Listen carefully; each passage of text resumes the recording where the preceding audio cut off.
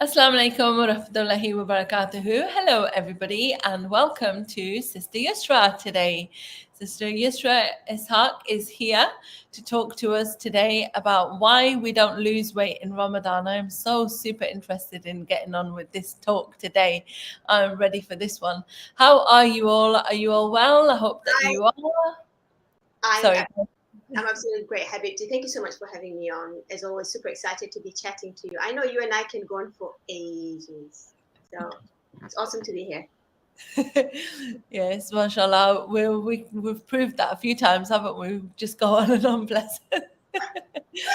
So inshallah, we'll just wait for a couple of people to hop on. Inshallah, this should be coming on soon. While we do that, just letting you all know that we had a lovely live this morning with Dr. Nikita Islam. So she came on and talked to us about the nutritional needs of a breastfeeding woman and pregnant women, and their kind of, how to fast and what's easy and what's difficult for them, inshallah, to make it easier for them to fast. She shared some fantastic recipes. We're going to be sharing those in the Facebook group. And Sister Yusra has, mashallah, given us a whole PDF full of information, mashallah. So I have sent that to you guys on your email. So if you're registered for Alabama Side website, whether you registered for this conference or the previous one, you should get that email. If you worry, I'll pop a link in the Facebook group and in the live as we're talking, inshallah, so you can get it from Sister Yusra, because it's fantastic. I had a quick look through it yesterday as well, so I'm going to go through that again, inshallah. So without further ado, Sister Yusra, would you like to go ahead? Yeah, so thank you so much for having me here, Sarah. Now, I know a lot of us, when it comes to Ramadan, we really shift how we exist, right? Our mindset changes when it comes to nutrition, when it comes to movement, when it comes to exercise, when it comes to everything, right? Our perceptions change and all that stuff. Now, I didn't want this to be one of those interviews where I bombard you with information. Like, you're not going to remember it. So we're going to play a little game with Sister Sarah, right? So Sarah, are you okay with that? Can we just practice something? And yeah, sure. You help me explain things a lot better. Is it okay? All right. Talk to me about how you spend your Ramadan day, right? I'm more curious about what your activity level is like. What kind of foods do you go for when you're breaking your fast, right? For iftar, for suhoor, and just the whole picture. I want to get the whole picture of what your usual Ramadan fasting day is like. Okay, inshallah. So basically, I feel like I've been put on the spot now. But I'm going to go with before, like, getting into healthy eating, because I know that that's what we're talking about today, right? So I want to know what your normal experience is. Right now. Okay, so basically what we do is we wake up in the morning, and a lot of the time suhoor is cereal for us, oats, porridge, but sometimes the kids just want normal sugary cereal, which they eat. And then we have tea or coffee in the morning, coffee usually, but I try to make it tea sometimes because of the caffeine and all of that. But then we drink lots of water, as much as water as we can, and we keep on drinking it at suhoor time. Yeah. And then during the day, obviously, we try to, we feel like mentally we don't have a lot of energy. So we want to like calm down a little bit, and we don't do a lot of, hard work. We don't do a lot of exercise. We try to reserve as much energy as possible. I don't know. I feel like I know the answer, so I'm walking towards that. Let me go back to what I actually do. So we go to work. I would be teaching lessons. I'd be on my feet all day. I start feeling really tired towards the end of the day, but alhamdulillah, because we live in a Muslim country, the Ramadan day is shorter. So rather than being 8 or 9 hours, it's like around 5 or 6 hours of work. And then we come home and nobody wants to do anything. So we would all go to sleep for at least an hour or two, fast asleep. Obviously you pray your salah in between, and then would wake up sort of Asr time, read Asr, and then the rest of the time from Asr to Maghrib is preparing food. So whatever it happens to be that day, if it's soup, if it's salad, if it's lots of samosas or pakoras, because you know, in my house Ramadan's not Ramadan without fried food.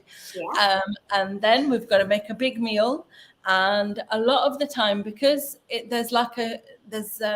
it's very quick between Maghrib and, you know, iftar, and then Isha and Taraweeh. So usually we'll eat like a decent meal at iftar time, but then everyone prays and then we come back for another meal, and then we go to sleep, and then the whole cycle starts again. Yeah. Okay, that's great. So from what I'm hearing, if I was reflecting on it, you do go to work, you do move, but there is a reduction in how active you are. Because you've been fasting, you haven't got a lot of energy, right? So even if you're doing activities, chances are you're not putting as much effort into them as you would any other day, right? And then there's a change in not just the amount of food that you have, but also the types of food that you have, right? Because it's Ramadan and we want all the fried food, all the dessert and all that stuff. And I get that. And right there is what happens to a lot of us. Not everybody, right? And I want everybody who's listening to this to understand that the points I'm trying to make are not applicable to everybody. We all come from different cultures, different background, different ways of spending Ramadan. For some people, their nutrition doesn't change much at all. Like here in my house, we don't change. But in my parents' house, there was all that kachoris and pakoras and samosas, and literally everything you could want is a feast every single day, right? So when we are fasting, a few things tend to happen for a lot of us, right? Number one, because we are not eating in the day, because we're not moving as much, because we don't have a lot of energy, we end up not expending a lot of energy, right? We end up not burning a lot of energy, right? One of the ways we use energy day to day is through the daily activities, the chores, the walking, the rushing around, the doing this, the exercising, right? But in Ramadan, when we calm down, we don't do that, right? So the cost of almost like keeping us alive isn't as much, right? So that's the energy expenditure part of the equation. We don't move much. Now, physiologically, what happens when we are hungry, and again, this is very down to the individual, is if you imagine you come back from work and you're starving, you haven't eaten. What do? You react. You literally grab everything that's in front of you without even thinking. Whatever's there. And you chew so fast, you eat so fast, right? And that's what happens to a lot of us in Ramadan. It's like when you're fasting, those are the days when you're going to bake anything and everything. Those are the days you're going to make 100 types of dishes, right? And then you're there looking at the clock.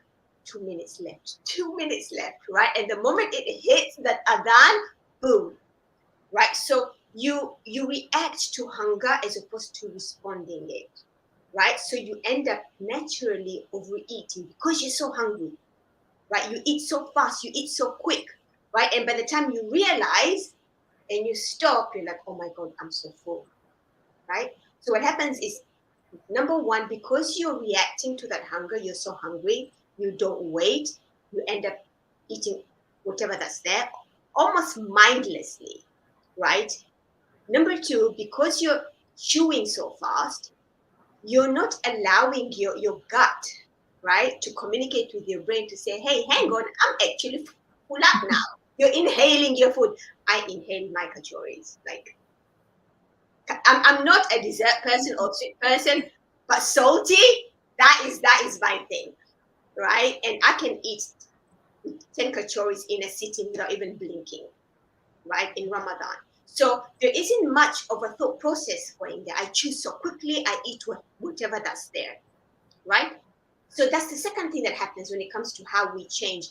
The third thing is this perception of, oh my God, it's Ramadan, I need to shift my whole way of eating because it's Ramadan. Why should food in Ramadan be any different? Why can't it just be what you eat every day? If you eat your veggies and protein, right? Why shouldn't that happen in Ramadan? And mind you, I'm not saying don't have your bites and our fried stuff, right? I'm not about removing stuff. I'm not about, restriction, but it still is about restraint, right? Because more than anything, it's not just about losing weight or gaining, it's about health, right?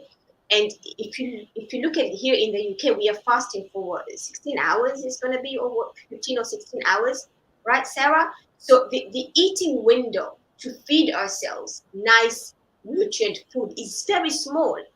So if we end up spending that time eating highly processed, high fat, high calorie stuff, then we're not giving ourselves enough chance to feed our body with all the good nutrients to give us energy to perform the salah that we're supposed to be performing, which is what Ramadan should be about eventually, right? But for a lot of our homes, it ends up being about spending all day in the kitchen and cooking and cleaning, and then at night rushing through our meals because you have to put dinner and then go pray, and then you're praying, our minds are still with food, and then there's suhoor to prepare, and then it becomes this endless chore. Ramadan ends up being about food. Does that make sense? Yeah, absolutely. I mean, the first thing when we were planning the conference, right? Yeah. So we were planning what we're going to do and how we're going to help our parents. And one of the main issues that came up was, why do Muslim moms especially stay in the kitchen all day long, right? And in one way, you should feel released from the kitchen because there's no meals, no one's eating all day long. But for some weird reason, we all end up staying there for a lot longer and making these elaborate meals and feasts and things like that. And it takes a mind shift, So like, as we were talking about earlier, it's taken me time, definitely. And I think a lot of sisters, once we get into it, we kind of start questioning, what have we been brought up as? What has been happening in the past? Okay, how can we change that, right? One of the things came up in the struggles in Ramadan about requests for paratha. Paratha is the chapati with loads of butter on it, right? Okay, and they must have that every single day, right? It's like in my parents' house, that's a staple. It's like staple food. It's like instead of rice, you have paratha, right? So again, it's about choosing that healthy option. But then how do you get the kids, how do you get your husband to do that mind change? I guess that's what a few sisters were asking earlier. Yeah, and here's the thing, right, Sarah? It's not so much about the paratha. It's not like one dish that is the culprit that's going to leave you unhealthy. You see people who want to go on healthy journeys, and it's very much, I've cut out rice, I've cut out chapatis, I've cut out all these amazing things that I love, that I grew up with, and then 2 weeks later, I can't stand it anymore. I go binge on it. It doesn't work, right? So it's not so much about the parathas. It's like, okay, have the paratha, but what is the dosage? What am I looking at here, right? Can I have a paratha or two with a side of veggies and some sort of protein, maybe chicken or meat, right, with it? Or, right, because the culprit, the issue is the dosage. So if your plate is going to look like paratha and samosas and fried kebabs and bhajiyas and all that stuff, which is all the high calorie, high fat stuff, then with no veggies and no decent amount of lean protein or protein that's cooked in a healthier way, then that's when you get into trouble. Now, when it comes to the children, the conversations have to start before Ramadan, right? They have to start before Ramadan, because remember, these behaviors were building over time. How you're eating right now is a habit that so it's a pattern that you're used to all your life, right? So we can't expect, oh my God, Ramadan is here, we need to make this quick shift. It is not going to work. So it's constant conversations with your children, involve them. If you're planning to eat healthy yourself, start way before Ramadan, right? So that they get the hang of all these meal ideas. That way, when you move into Ramadan, it's just another amazing month, right? Our nutrition doesn't have to change, but our spirituality goes up, and I have more time to do all these amazing things without bombarding myself with this responsibility of cooking a gazillion dishes every single day, right? So the conversations have to shift from losing weight, gaining weight, and all that stuff, but shift toward, okay, what is healthy? And that doesn't just happen in Ramadan. If you want to have a healthier Ramadan, then start before. You could even start now, although it's closer to Ramadan, but it's better late than never, right? No, it is, yeah. But well, this is the whole idea. This is what we're doing. We're preparing for Ramadan. Yeah, So yeah, start with, try and find out what the kids like, what yeah. they enjoy. If there's a couple of recipes that you can make, because I know, like for obviously in each house, I think there's certain recipes that everybody absolutely loves, and they always go down a treat. So in Ramadan, we're ready to we're ready to have that kind of time where everyone's like, oh, can we eat that today? Can we eat that today? And you don't mind, as a mum, you don't mind giving them that extra treat as well, because they're fasting, and they're your children, and you want to give them that extra, okay, you had spring rolls yesterday, but I'll make them again today, So I guess for me, what I try to do is a bit of portion control. So I let them have it because they're obviously craving it, but I'll make less. So whereas before you'd probably have like a full tray of, samosas and then a full tray of pakoras or something like that, you choose one of these things and then you just portion control. So like 2 each, or, for my husband, two's not enough. But anyway, for the kids and me. Sister Sarah, and that is exactly what it's all about. And that is the dosage that we are talking about. We're not telling people to cut out stuff, don't have this, don't have that. That's not what it's about. That's not what health is about. It's not realistic. How we eat is part of our cultures, right? Yeah. It brings us memories of growing up and how our parents cooked for us. And we don't want to cut out those foods out, because food is more than just calories, right? We don't want to eat bland food just for the sake of losing weight and stuff like that, right? You still want to eat the foods that you enjoy, that you grew up with. But it's also important to understand what portion control looks like. If you're having 2 samosas, then probably don't have the 2 kebabs and the 2 kachoris and the 2 of all the other fries. Yeah, exactly.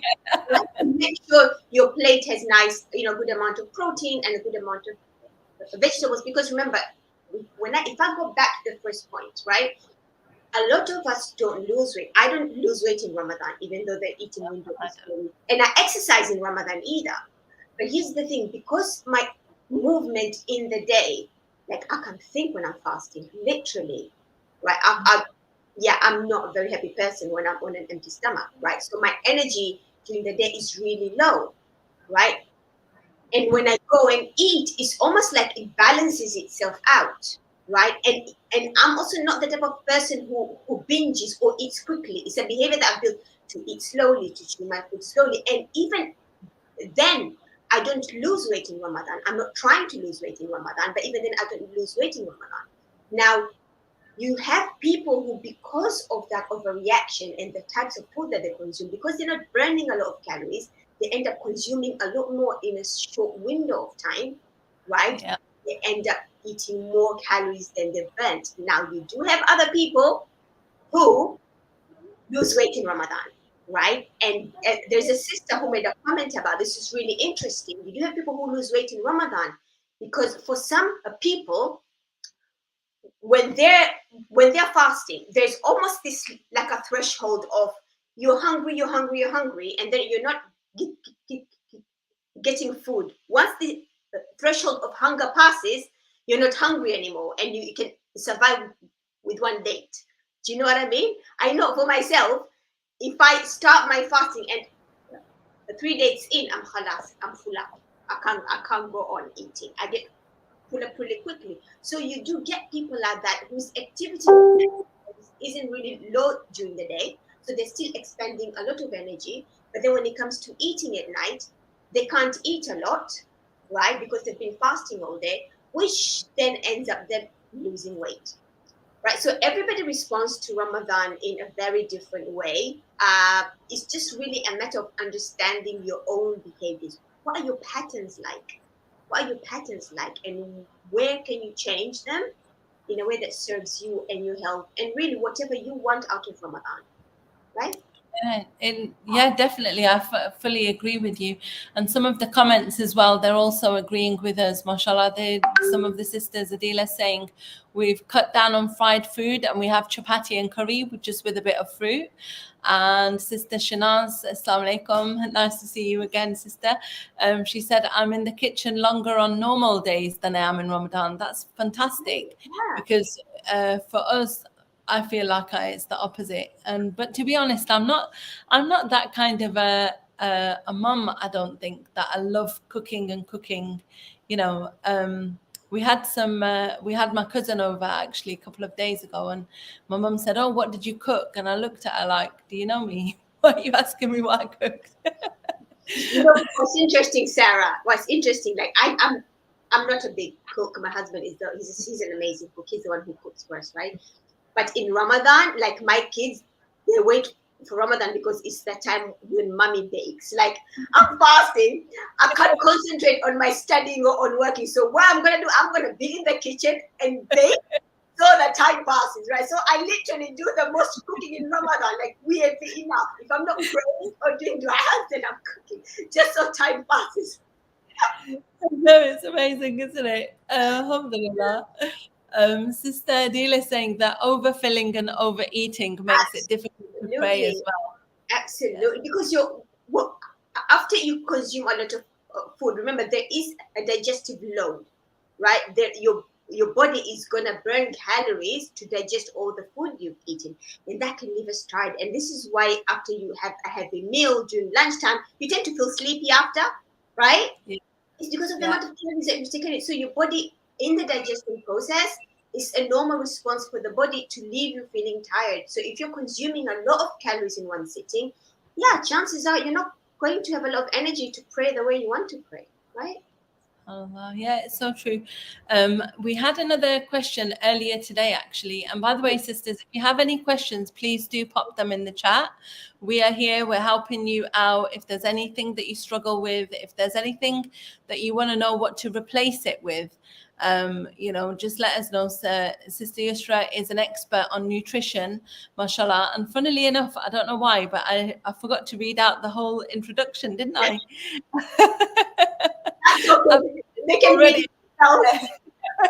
I'm just so super excited, but mashallah, Sister Yusra is specialised in behaviour change approach to health and fitness, evidence-based nutrition, prenatal pregnancy health and fitness, postnatal health and fitness, including diastasis recti, pelvic organ prolapse, and incontinence, mashallah.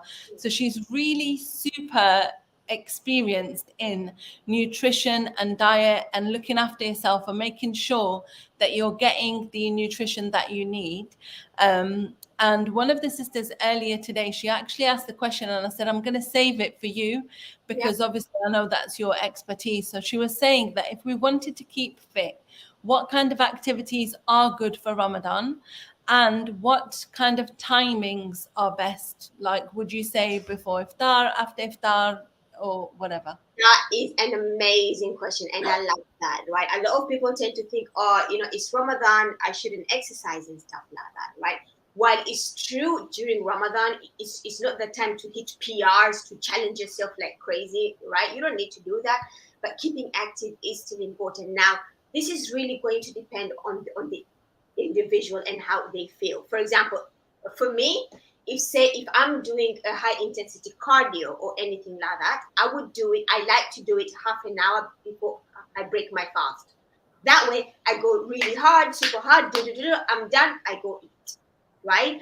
I really don't recommend doing it any earlier because you can get dehydrated, then you can get overtired, and then you're going to get thirsty, and then it may end up spoiling your day. So either exercise right before you break your fast, right? Or you can do it after you break your fast. It doesn't matter when.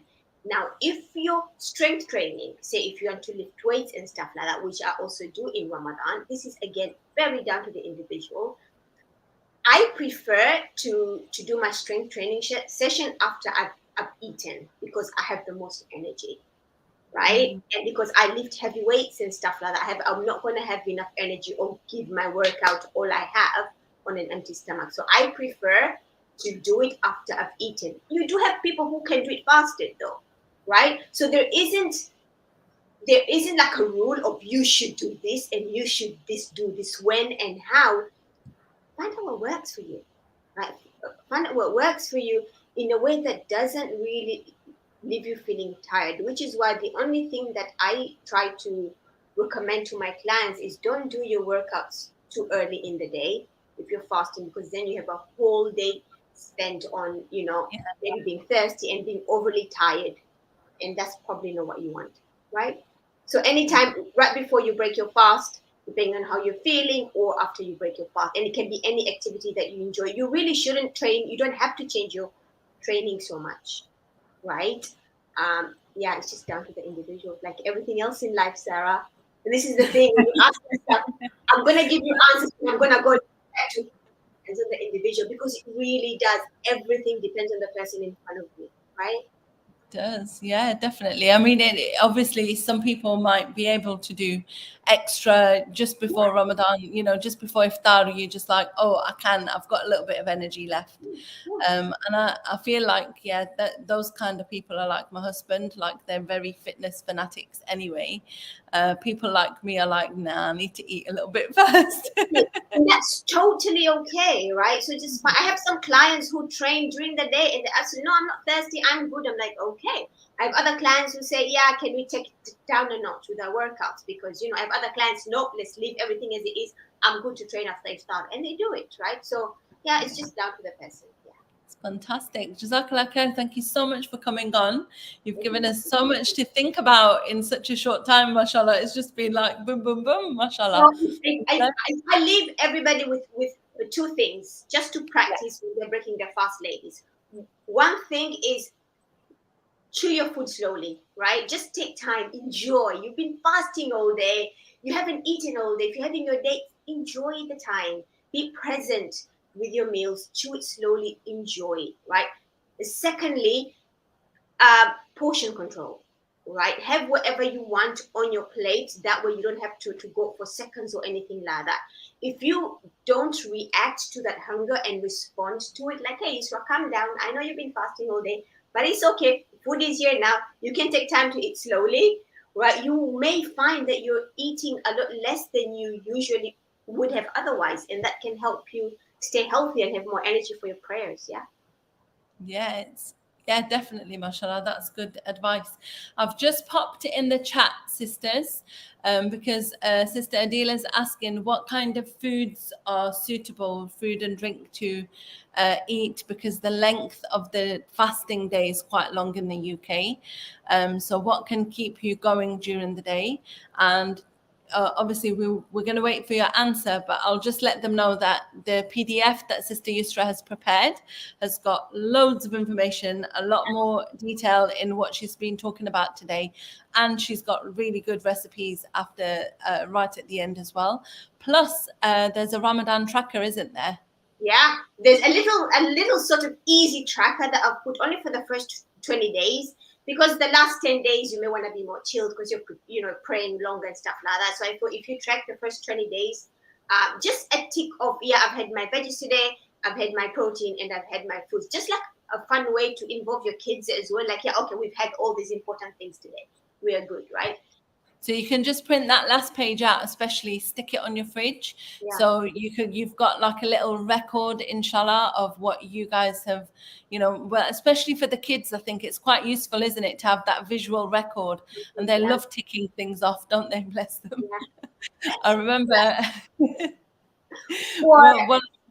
Sorry, go on. Sister Adila, for drinks, not a lot of people know this, but milk is very hydrating. Milk is more hydrating than water is because of the sodium content in the milk, right? So I love recommending milk during suhoor as something that hydrates you, right? So whatever you're having for suhoor, whether it's your protein and vegetables, whether it's your oats and stuff like that, have a glass of milk with it if you can. That's brilliant advice. Milk, mashallah. Just here, sister, you can see it in the link there. I'll just show the link on the screen. So the guide is there. And also, if you check in your emails, the email that you received to remind you to pop onto the live, it says download the guide. If you just click that, you can download the guide from there as well. So again, Jazakallah khair. She said that she has milk and dates. That's great, Adila. Then that you're doing all the right things, Habibti. That's great. Fantastic, mashallah. That's absolutely lovely. So would you like to finish? Do you have any last advice for us? No, I'm good. And I think I just wanted to say that Ramadan is such a precious time. It goes by so quickly, subhanAllah. We don't know whether we're going to see the whole of it, whether we're going to see the end of it. Do you know what I mean? Let's be the best people can be during this time. Let's look after our health, because like eating is so much more than the number on the scale, right? Like we focus on calories so much, but what about 5 years from now, 10 years from now, 20 years from now? How do you want your life to look like? Because whatever is going to happen then really depends on the now. So let's look after ourselves, because if we can look after ourselves, then we can look after our families. Remember, we can't pour from an empty cup. That's absolutely right, mashallah. Yeah, you can find all of Sister Yusra's links. We've put them in the description box in YouTube. So she's got all of her Instagram. She's on Facebook. You can message her, inshallah, and definitely she's there for help and support, mashallah. And yeah, like we said at the beginning, we can just carry on forever, and we've noticed that. 2 hours the other day, Sarah. She was like, "You know, we're gonna have a quick chat about this," and then 2 hours went. It's like, right, I'm gonna go sit with my husband now. My husband just went to bed. He was too tired. So yeah, mashallah. Jazakallah khair, Sister Adila, Sister Shanaz. Who else has commented? Whoever, if you comment and I see your name, I'll definitely shout you out. Jazakallah khair, sisters, for coming on. And thank you so much for watching. And inshallah, we will definitely see you very soon. Again, tomorrow at 1 o'clock UK time, we have Sister Mona Shaheen on. And she's going to be another one, mashallah, that's got such amazing, like simple advice, but it's going to change your life. Because one of the things my daughters have taught me in the last sort of year is, Mum, it's golden hour. And I'm like, what are you talking about, golden hour? But they always go outside and they're like, oh, it's just that particular hour before sunset, I think, where you get a really nice glow on your face when you take a picture. So Sister Mona was talking to me about golden hour. She said, there's 3 golden hours. I said, no, there's only 1. But anyway, we were definitely talking about different golden hours. And I really suggest that you guys tune in tomorrow, inshallah, because she's got some brilliant advice for us just to get your house in order. And, you know, in Ramadan, obviously, one of the things you can do is donate, you know, old clothes, old things, old books, you know, clear up your house. It's a really good opportunity. So please do join us for that, inshallah. And again, Jazakallah khair. Thank you so much, Sister Yusra, for joining us today. Please do come back. You are in our Facebook group as well. So if they have any questions, they can just tag you, and then inshallah, we can work on that. Fantastic. Jazakallah khair again. And thank you, sisters, for joining us, inshallah. Thank you so much for being here. Assalamu alaikum.